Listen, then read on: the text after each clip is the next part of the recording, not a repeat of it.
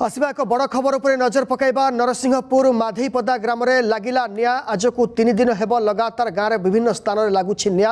आज गाँव सिलु बेहरा घरे निया लगी। नरसिंहपुर अग्निशम बाहिनी पहुंची निया को आयत्त करिछि। बारंबार निया लगिबा नै साधारण रे भयर वातावरण खेली जाइछि। नरसिंहपुर माधेईपदा ग्राम में लगिला निया। आज को 3 दिन हेब लगातार गाँव में विभिन्न स्थान में लगुच निया। आज गाँव सिलु बेहरा घरे निया लगी। नरसिंहपुर अग्निशम बाहिनी पहुंची निया को आयत्त करिछि। भयर वातावरण खेली जाइछि।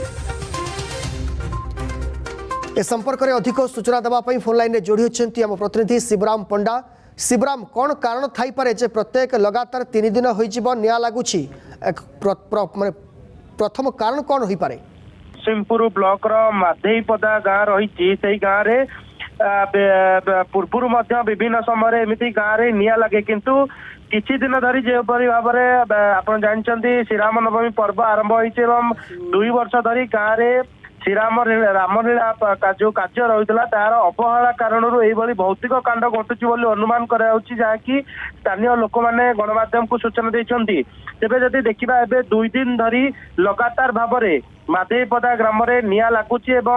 आज सकाले चैतन्य साहू गौरांग साई घरे जो पालगदा